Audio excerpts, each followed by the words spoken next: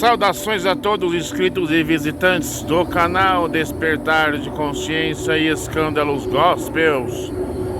Chegamos à parte 4 desta série e o que vamos falar é sobre alguns exemplos da maravilhosa graça de Deus na vida de pessoas na Bíblia. Bem, gente, você vai acompanhar comigo uma coisa chamada leitura, conhecimento. Por quê?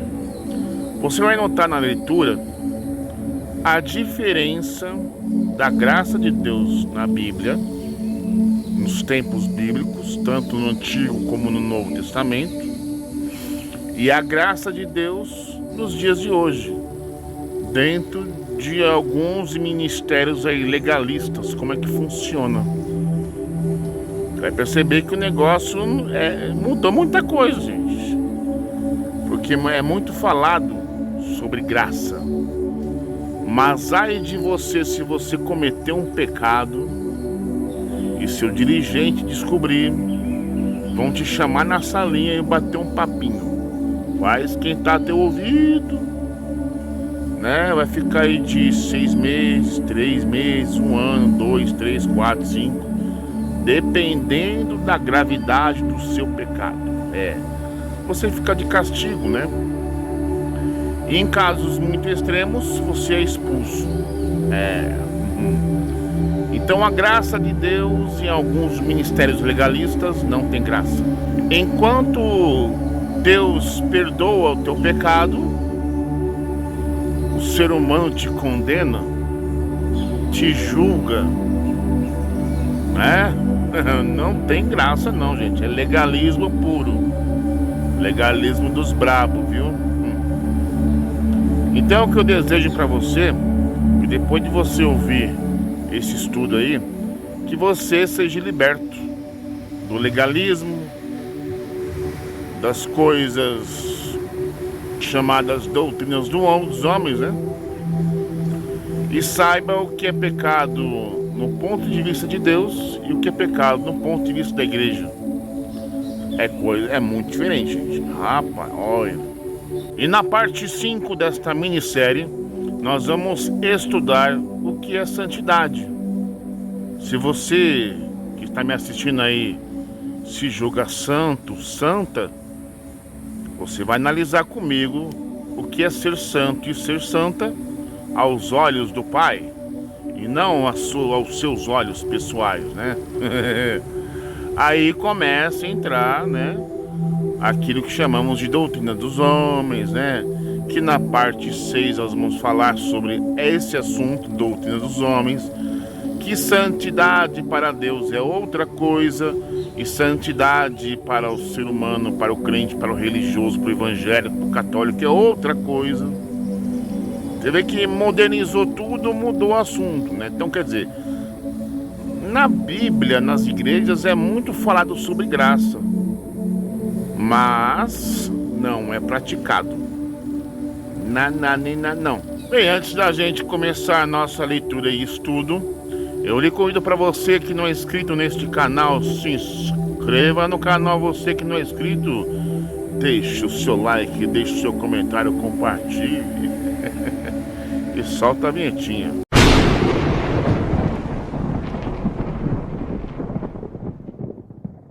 Ao final de um dia intenso e desgastante, Jesus chegou à margem do largo de Genezaré. Vinha de um lugar hostil. Os gadarenos o haviam expulsado de seu território pelo bem que fizera a um homem possesso. Uma legião de demônios condenava esse infeliz a viver nas cavernas sepulcrais em condições inferiores às de um animal. Jesus o exorcizou, condenando-os a deixarem o corpo do homem e a cair em um abismo depois de se apossarem de uma vara de porcos. Certamente cansado, Jesus buscava um lugar de repouso, mas logo ao chegar, um líder judeu de nome Jairo jogou-se aos seus pés, pedindo que curasse sua filha de 12 anos, que se encontrava à beira da morte. Movido de compaixão pela sorte desses homens, Jesus prontificou-se a curar a menina em sua própria casa. A caminho, encontrou-se com a mulher que experimentaria o poder da graça. Bem, nada sabemos sobre essa mulher, senão que há 12 anos perdia sangue devido a uma hemorragia intermitente. Gastara todos os seus recursos com a medicina deficiente dos seus dias, e seu estado piorava cada vez mais. Porém, ouvindo ela sobre Jesus, creu em seu coração que se tocasse nas franjas da roupa dele, seria curada desse mal. No anonimato, forçou-se entre a multidão e, estendendo a mão, o tocou. Nesse instante, a virtude sanadora de Cristo alcançou-a e seu mal foi imediatamente curado, né? A mulher, no entanto, não ouviu nenhuma exigência. Qual exigência? Nenhuma repreensão de Jesus, mas apenas: filha, a tua fé te salvou. Vai em paz e fica livre do teu mal. Marcos capítulo 5, verso 25 ao 34. Bem, vamos fazer uma comparação se fosse nos dias de hoje. Em uma igreja legalista, por exemplo, né? Perante um pecado de um irmão, de uma irmã, né? A pessoa que estaria em pecado diria assim: não, vamos passar a linha, conversar, você sabe como que é, né, irmão? Doutrina da igreja, regulamento interno, e de acordo com o regulamento interno, você vai ficar aí 1 ano de banco, tá? Esse 1 ano de banco, você é proibido de tomar Santa Ceia, oportunidade de contar testemunho, louvor e etc. Enfim, muitas coisas, né? Você pode vir para a igreja, mas vai ficar de banco, ou de castigo, ou de observação. Aí depois que você passar por esse teste todo aí a graça da igreja vai te brindar e você vai começar a ter oportunidade de volta. É mais ou menos isso, gente. Entendeu? Só que no caso de Jesus, a mulher não recebeu nenhuma exigência de Jesus. Olha, mulher, você que tem hemorragia, vai se banhar no Rio Jordão lá, se purificar, porque isso aí, menstruação é sangue impuro. Depois a gente conversa, né? Ou então se ajoelha, aceita eu como seu salvador, e aí eu te presenteio com meu poder aqui. A virtude sairá do meu vestido, da hora da minha veste, e você vai se curar. Não teve exigência. Mas por que raios o ser humano cria exigências para perdoar o seu próximo? Para perdoar o irmão ou a irmã? Por que os irmãos têm que pagar preço? Pela sua desobediência, pelos seus pecados, né? É muito incoerente. Vamos continuar aqui. A sua cura foi merecida.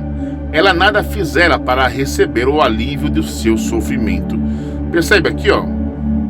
Ela não merecia ser curada. Ela não fez nada. Ela não fez nenhum tipo de esforço. O esforço que ela tinha é de passar pela multidão ali, né? E tocar na hora de Jesus. Jesus, perdoa meus pecados. Sai em virtude, acabou. Né? Não conquistou a cura por seu próprio esforço ou por alguma virtude. Não, irmã, você é santa, você merece ser curada. Não, você não é santo, você é impuro, você é pecador, você é ímpio. Nada, né? Apenas creu. Sua fé foi suficiente. Tornou-se um exemplo vivo da graça. Graça é uma palavra da raiz latina gratia, traduzida do grego charis, e que significa graciosidade, benevolência, favor ou bondade.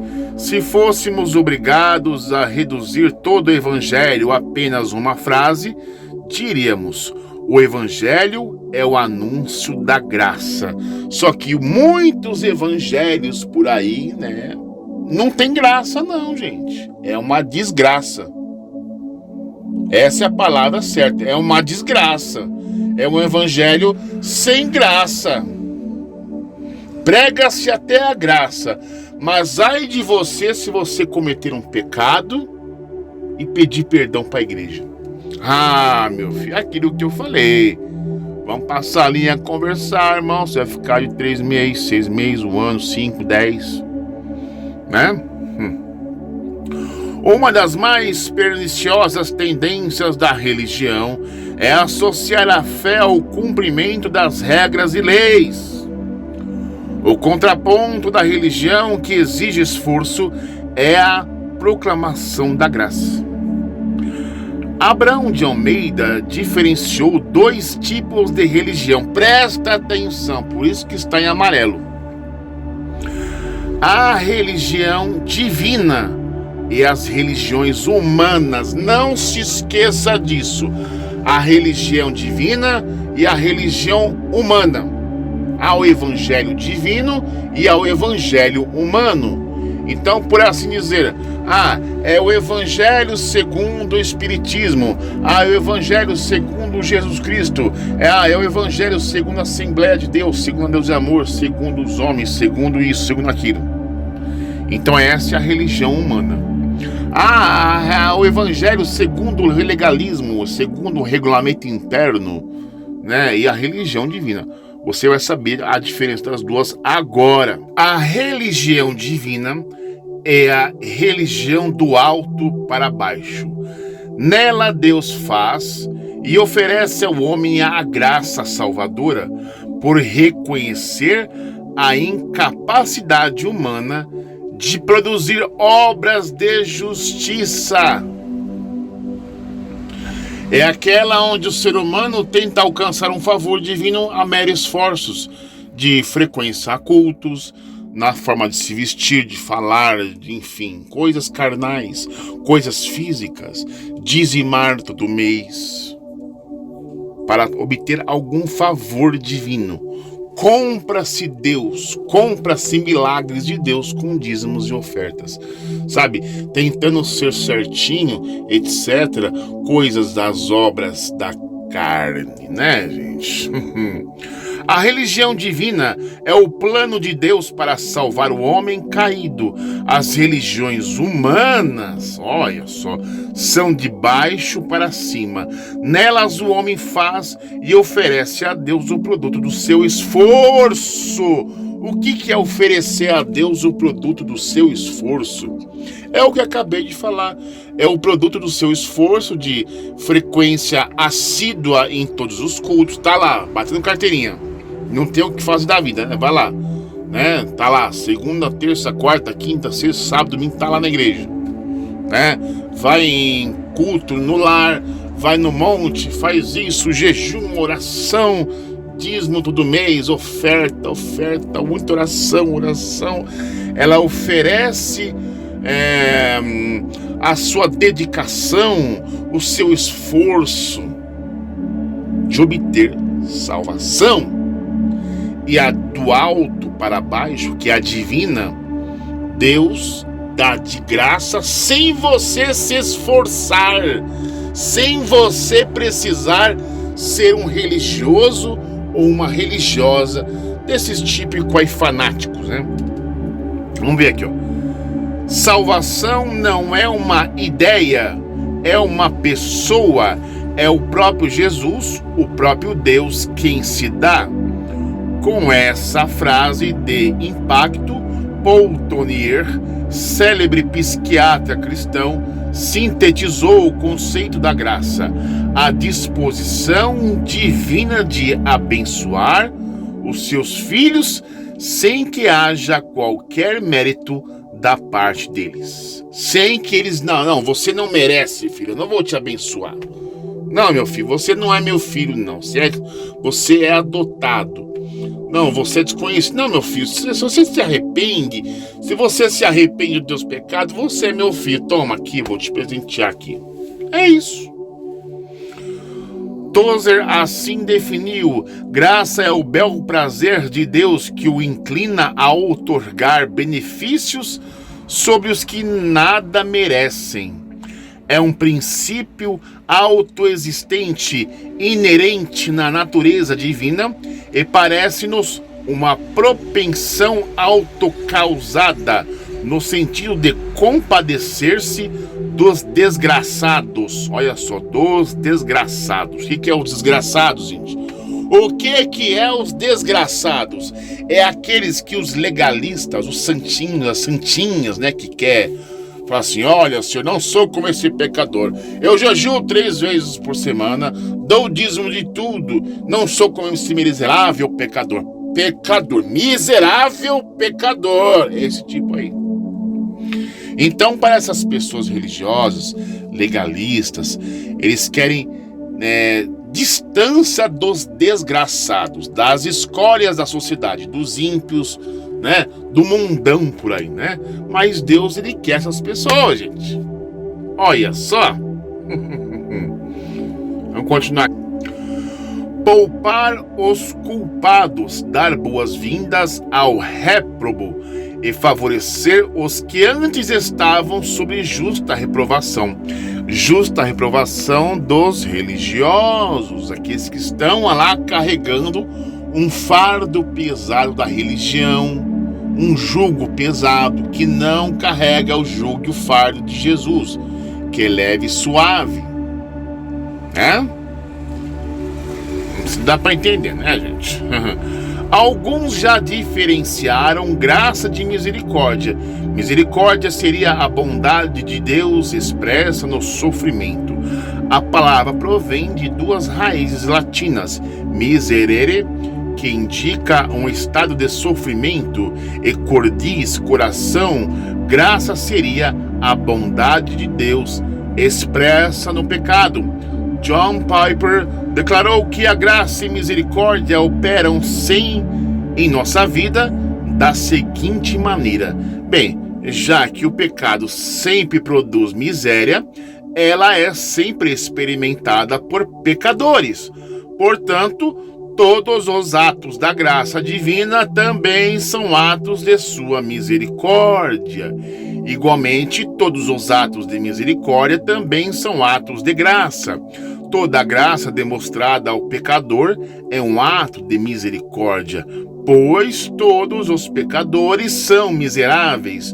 Toda a misericórdia demonstrada ao pecador também é pela graça, pois ninguém merece coisa alguma. Tá vendo aqui, ó? Ninguém merece coisa alguma. Assim como Jesus já dizia: eu vim para os doentes, não para os justos. Então, as pessoas que o sistema religioso vira as costas, despreza, os imundos, as escórias, as prostitutas, os prostitutos, os travestis, os gays, as bichas, lésbicas, os nóia, os drogados, jogados na rua, esses são beneficiados com a graça de Deus, enquanto os religiosos que estão lá na igreja, que acham que são santinhos, que chamam os outros que não fazem parte do seu meio, da sua panelinha, né? Não, você não faz parte de uma panelinha, você não é santo, você não é justo, né? Mas Jesus veio para essas pessoas e não para vocês religiosos, legalistas que querem obter favor divino perante o seu esforço, perante o seu modo de se vestir, de se pentear, de falar, de carregar uma bíblia debaixo do sovaco, pelo terno e gravata, pelo vestidão, pelo sapatão, pelo cabelão, né? A graça de Deus não exige, não cobra, mas capacita. É diferente dos seres humanos, que acusa, que exige. Não faça isso, irmão, é pecado, você vai pro inferno, é da pombageira, é do Zé Pilenta, que não sei o que, bota até as entidades da Umbanda no meio. Então, nas igrejas legalistas, né, ele se exige que você renuncie às coisas, que você não se vista de certos tipos de roupas, que você não assiste televisão, que você não use calça comprida mulher, né, etc. Cabelo, bom homem não pode ter barba, etc, etc, etc. Paulo nos afirma em Efésios 2:4-8: mas Deus, sendo rico em misericórdia, por causa do grande amor com que nos amou, e estando nós mortos em nossos delitos, nos deu vida juntamente com Cristo. Pela graça sois salvos, e juntamente com Ele nos ressuscitou e nos fez assentar nos lugares celestiais com Cristo Jesus, para mostrar nos séculos vindouros a suprema riqueza da sua graça, em bondade para conosco, em Cristo Jesus, porque pela graça sois salvos, mediante a fé, e isso não vem de vós, é dom de Deus, não é de obras, para que ninguém se glorie. Não vem de obras, para que ninguém se glorie. E tem muita gente se gloriando, porque é santo, porque eu dou o dízimo todo mês, porque eu vou lá para a igreja limpar a igreja, porque isso, porque é assim assado, porque eu não sou como os pecadores, eu sou santo, eu sou santa. Então, o que acontece? Se a salvação vem pela graça, não há esforço nenhum para você alcançar salvação. Não há por que você, pastor, continuar pregando. Você já é salvo pela graça. O Antigo Testamento foi anulado. Não tenho por que continuar. É um presente de Deus. Eu vou colocar um vídeo aí, talvez provavelmente no final desse estudo aqui, de um suposto demônio falando assim: olha, o Antigo Testamento foi anulado, você é salvo pela graça, não tem por que você continuar. Até o diabo sabe que o pastor é salvo pela graça, não tem por que ele continuar pregando, ensinando. Viver sua vida. Você ganha a salvação sem esforço nenhum. Rapaz do céu.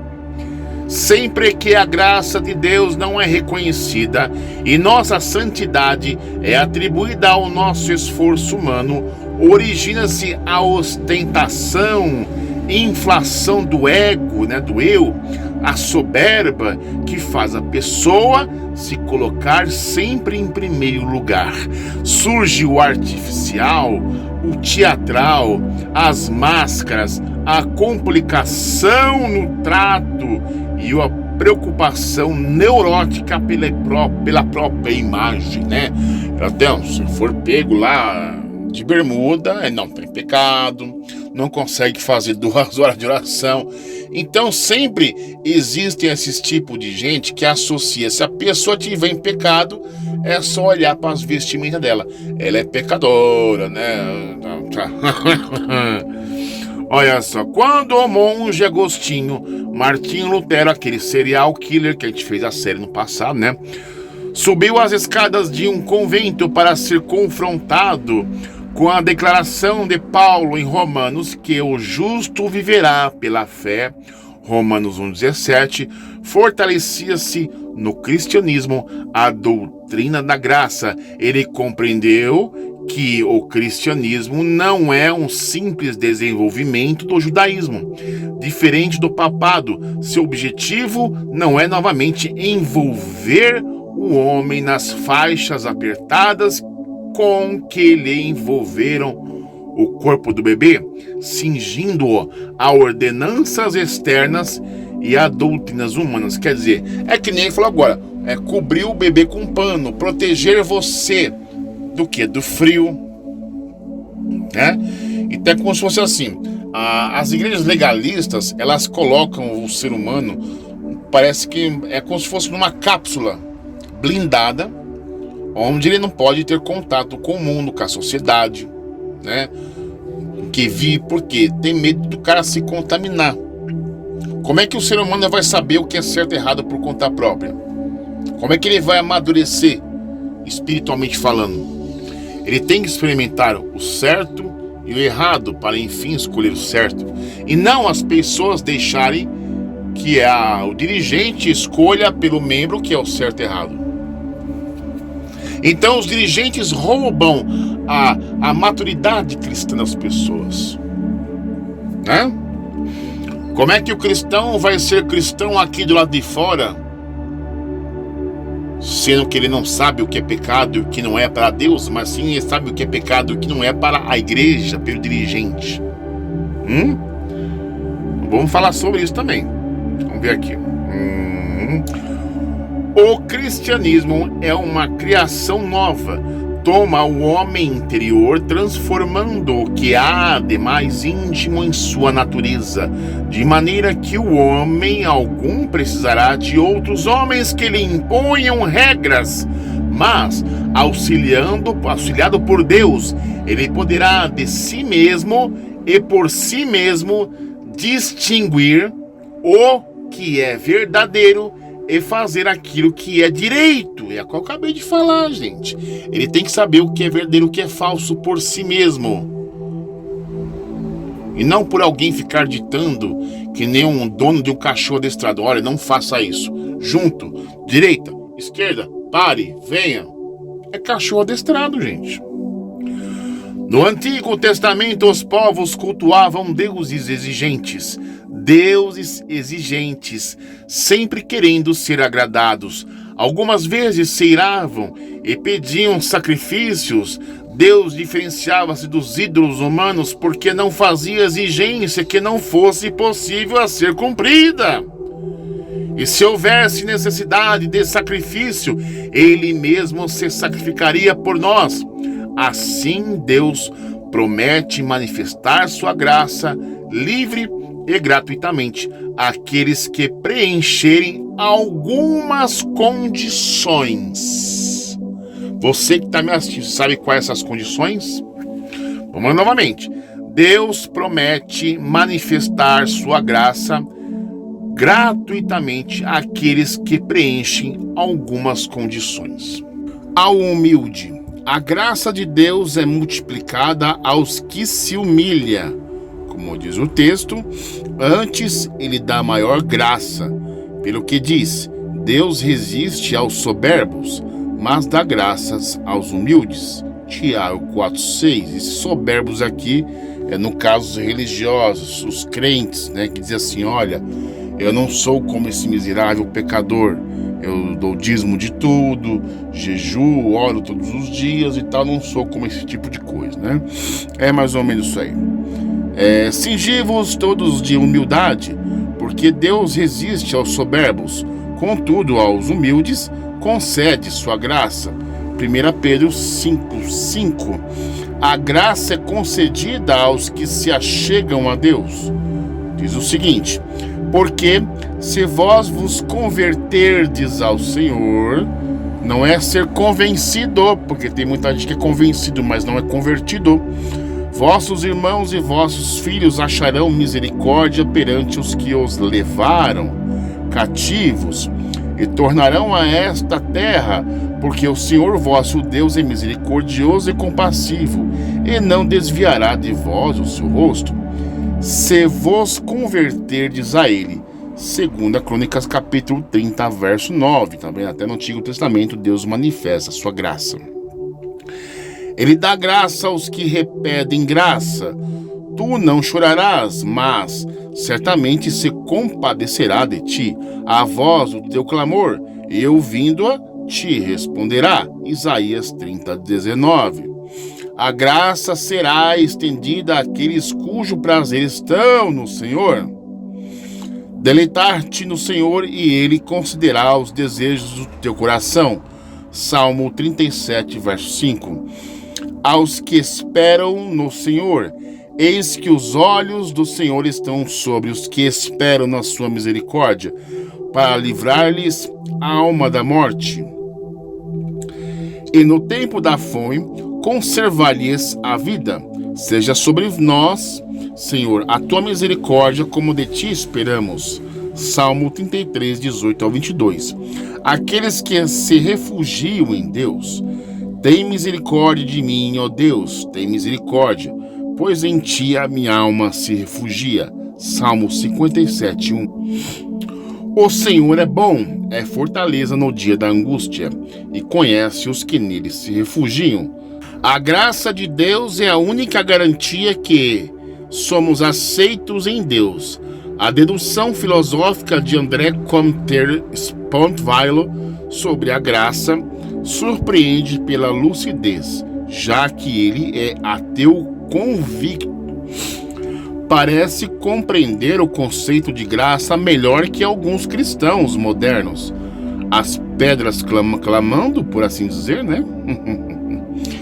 O amor que Deus tem por nós, segundo Jesus, é ao contrário, perfeitamente desinteressado, perfeitamente gratuito e livre. Deus nada tem a ganhar com ele, já que é infinito e perfeito, mas ao contrário se sacrifica por nós, se limita por nós, se crucifica por nós, sem outra razão, a não ser um amor sem razão, sem outra razão, a não ser ele mesmo se renunciando a ser tudo. De fato, Deus não nos ama em função do que somos, que justificaria esse amor, porque seríamos amáveis, bons, justos. Deus também ama os pecadores. Foi inclusive por eles que deu seu Filho, mas porque ele é amor, e o amor, em todo caso, não necessita de justificação. O amor de Deus é absolutamente espontâneo, escreve Ningrin. Ele não procurou no homem um motivo. Dizer que Deus ama o homem não é anunciar um julgamento sobre o homem, mas sobre Deus. Não é o homem que é amável, Deus é amor. No cristianismo, o amor não é dado aos que já são dignos. Ao contrário, ele quer bem aos que nada valem, ele outorga valor. Isso é graça. Aqueles que a sociedade, ignora. A graça habilita o amor de Deus de se expressar sem exigir absolutamente nada. O homem amado por Deus não tem nenhum valor em si. O que lhe dá um valor é o fato de que Deus amá-lo. Essa compreensão da graça de Deus é central nos evangelhos, por inúmeros motivos. Primeiro, nos alivia de enormes tensões religiosas. A graça não permite que Deus seja uma ameaça. O amaranhado de leis e regulamentos muitas vezes dificulta o conhecimento de Deus, acaba escondendo-o. Os judeus gostam de contar uma antiga história sobre um rabino que chegou em casa certo dia e encontrou sua filha, de 9 anos, chorando muito.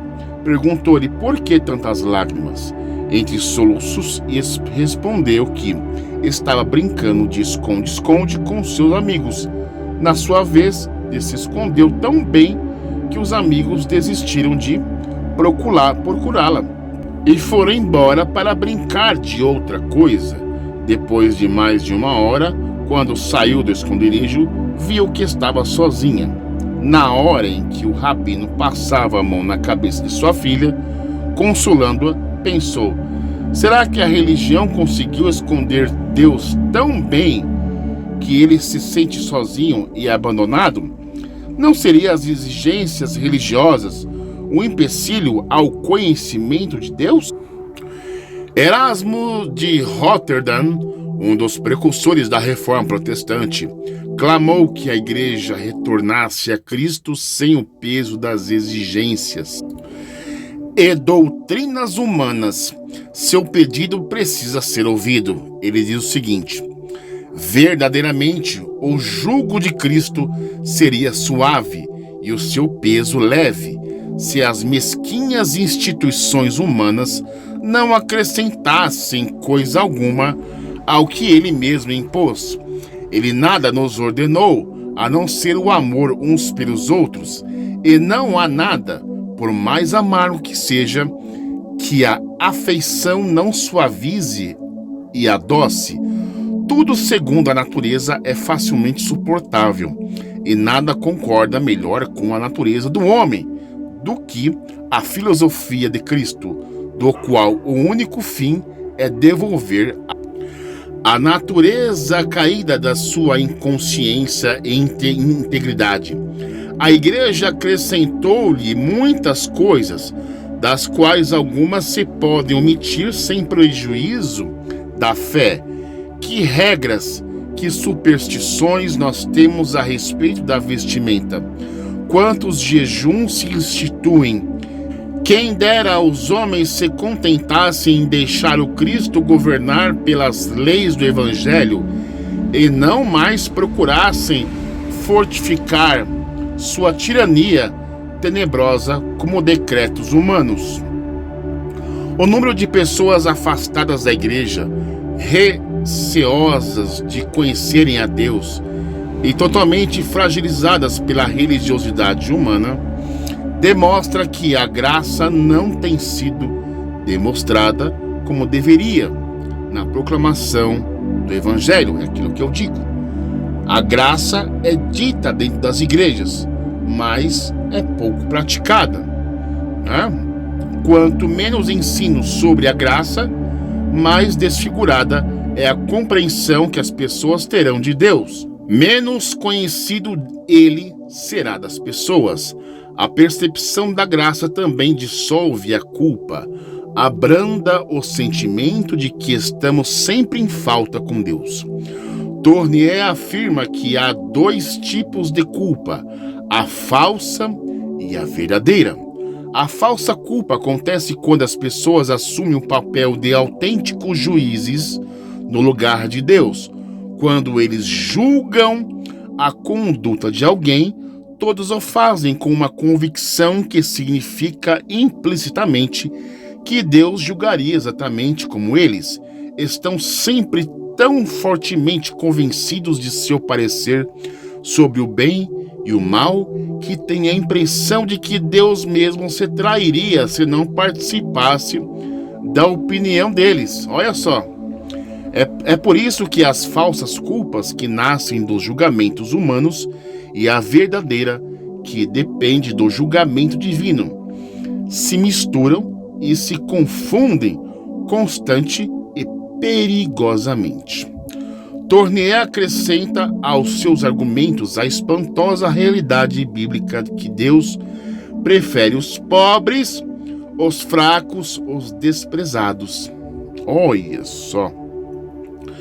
Somente a graça brinda a quem é indigno.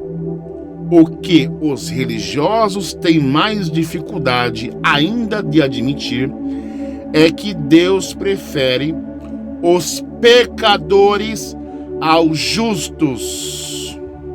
Isto se explica precisamente por este ponto de vista bíblico que a psicologia moderna confirma que todos os homens são igualmente carregados de culpa. Os que chamamos de justos não estão isentos dela, mas a reprimiram. Os que chamamos de pecadores estão conscientes de sua culpa e, por isso mesmo, mais preparados para receber o perdão e a graça. Por toda parte, Jesus tomou a defesa dos desprezados, a mulher adúltera, a prostituta na casa de Simão, o fariseu que ficou chocado não somente pela conduta dela no passado, mas por sua espontaneidade na manifestação de seus sentimentos, lá em Lucas 7:36 ao 50. Fala com severidade a Simão, mas a mulher, ele diz, perdoados lhe são os muitos pecados. Então quer dizer o que? Jesus não cobrou dessa mulher absolutamente nada. Se ela vestia roupas mundanas, roupas carnais, se tinha pecado, se era feia, se era bonita, mandou ajoelhar, aceitar Jesus, não. Ele simplesmente perdoou, acabou. Então quer dizer o quê? Jesus prefere os pecadores do que aqueles que se dizem ser santinhos, se auto-justificando-se com seu ego exacerbado, né, inchado, o ego inflado, aquela coisa, eu sou santo, que não sou como esses pecadores e tal, né? Praticamente isso, né? Na igreja de Corinto, o apóstolo Paulo constata que não foram chamados muitos sábios, nem muitos poderosos, nem muitos de nobre nascimento, no caso 1 Coríntios 1:26. Assim, a exemplo de seu mestre, ele sabe estar humilhado. Filipenses 4:12, ele se expõe ao julgamento dos homens. Ele libera o seu discípulo Timóteo do seu sentimento de inferioridade, dizendo assim: ninguém despreza a tua mocidade, escreve-lhe Paulo, e mais, Deus não nos tem dado espírito de covardia. Tiago, por sua vez, estigmatizou os que honram os ricos e aviltam os pobres. Tiago 2:1-7 diz o seguinte: poderíamos multiplicar os exemplos. José, o 11º filho de Jacó, odiado por seus irmãos porque tinha ciúmes dele, tornar-se o eleito de Deus e o poderoso de Faraó. Gênesis 41. Uma prostituta, Raabe, é usada como instrumento do plano de Deus. Como pode um negócio desse? Como é que o religioso não consegue enxergar isso? Como é que Deus vai usar uma prostituta nos planos dele? Mas o religioso pensaria assim: mas Deus só usa os santos, as irmãs de saia grande, cabelão, subacão, né? Parece um Chewbacca do Star Wars, né? Não, Deus só usa os irmãos varões de guerra, aqueles de terno e gravata.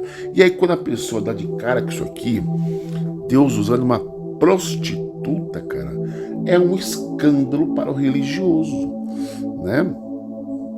Tá lá no caso de Josué 2:1-4. Uma humilde viúva em Sarepta também é alvo da graça divina. Jesus revela a uma estrangeira de comportamento duvidoso, a samaritana, que ele é o Messias. O filho pródigo da parábola é recebido de braços abertos pelo pai, para um grande escândalo dos seus virtuosos irmãos. Tá vendo? Uma pobre vendedora de púrpura, Lídia, tornou-se a primeira europeia a receber o batismo cristão. Um refugiado de nome Áquila é quem primeiro acolhe Paulo em Corinto, no caso Atos 18:2. O conhecimento da graça liberta para amar sem fobias. A religião, ela aprisiona para amar com medo. Então os religiosos aí, eles servem a Deus por medo praticamente, né? Como alguém pode amar a Deus se está sempre sentindo-se culpado? Eu me sentia culpado, né? Quando era da igreja do legalismo, né? Eu me sentia sempre devendo para Deus, né? Impressionante. Sempre se tornando devedor. A graça nos garante que o desafio de ser humano é tão complexo que Deus não perde tempo esperando de nós a perfeição. Quando tentamos ser bons e não conseguimos ser tão bons quanto desejávamos, não perdemos o amor de Deus. Somos livres para amá-lo, certos de que somos aceitos e queridos por Deus. A memória de que Ele nos amou primeiro nos liberta para desfrutar de sua companhia e viver intensamente os seus valores.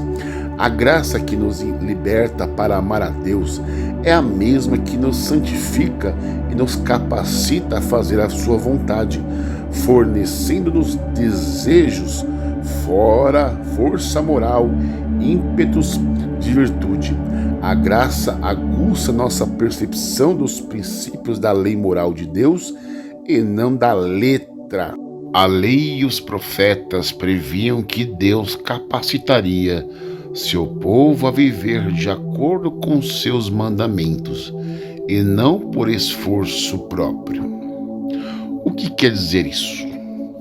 Que a maior parte dos religiosos de hoje, no meio cristão, religiosos esses que não são cristãos, mas sim são crentes, eles tentam agradar a Deus com seus próprios esforços pessoais.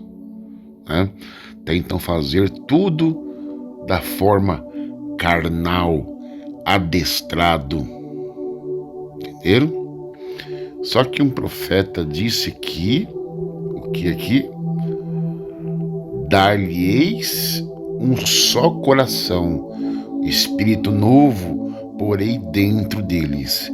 Tirarei da sua carne o coração de pedra, e lhes darei um coração de carne, para que andem nos meus estatutos e guardem os meus juízos, e os executem. Eles serão o meu povo, e eu serei o seu Deus. No caso lá em Ezequiel capítulo 11, verso 19 ao 20. O judeu orava: desvenda os meus olhos, para que eu contemple as maravilhas da tua lei.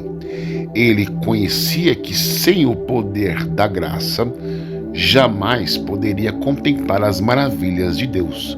Sabia que sem a soberana graça de Deus, que inclina o coração das pessoas, ele se desviaria para amar o dinheiro.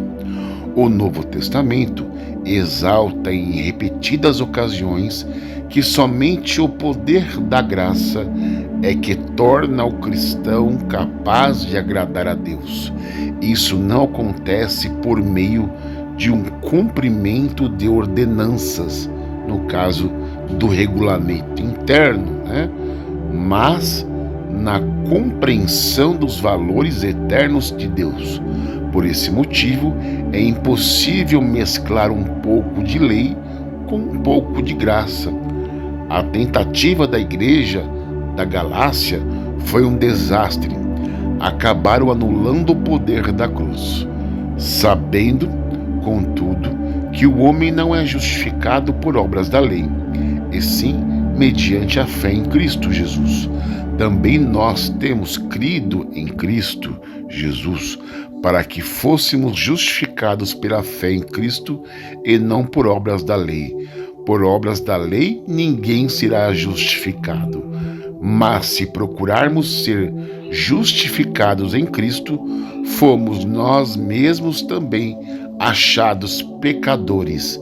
Dar-se-á o caso de ser Cristo ministro do pecado? Certamente que não. Porque se torno a edificar aquilo que destruí, a mim mesmo me constituo transgressor, porque eu, mediante a própria lei, morri para a lei, a fim de viver para Deus. Estou crucificado com Cristo, logo já não sou eu quem vive, mas Cristo vive em mim. E se esse viver que agora tenho na carne, vivo pela fé no Filho de Deus, que me amou a si mesmo, se entregou por mim, não anulo a graça de Deus. Pois se a justiça é mediante a lei, segue-se que morreu Cristo em vão. Gálatas capítulo 2, versos 16 ao 21. Somente pela graça podemos extrapolar qualquer conceito jurídico ou institucional no trato de Deus com as pessoas. É a graça que nos coloca em um relacionamento de ternura com um Pai amoroso, que repete para nós o que disse Jesus: Tu és meu filho amado, a quem me comprazo. Mateus capítulo 3, verso 17. Então, até aqui o presente momento, eu espero que vocês que acompanharam essa leitura muito maravilhosa compreendam de uma vez por todas. Não é porque você se diz ser santo ou santa ou despreza os pecadores que você vai agradar a Deus. Porque o mesmo Jesus disse aqui que ele veio para os doentes, ele veio para os pecadores e não para os justos, né? O seu esforço próprio de agradar a Deus com sua própria energia, com seu próprio esforço, ganhar uma credibilidade com Deus, frequentando os cultos assiduamente, dando dízimo, oferta, sendo religioso ali quase que 24 horas, não te torna santo. Você simplesmente é um religioso, um cão adestrado. Pessoas que agem dessa forma não sabem o que é graça de Deus. Eles falam da graça de Deus, mas nunca experimentaram a maravilhosa graça de Deus. Eu espero que vocês curtam esse vídeo. No próximo vídeo nós vamos estar falando na parte 5 o que é santidade e como ser santo. Olha só como um assunto acaba puxando o outro, né? É como se fosse assim, você vai entender o que é ser santo no ponto de vista de Deus e o que é ser santo no ponto de vista da religião, no cristianismo, nessas igrejas legalistas, ok? Um grande abraço do emissário cristiano. Até a próxima. Fui.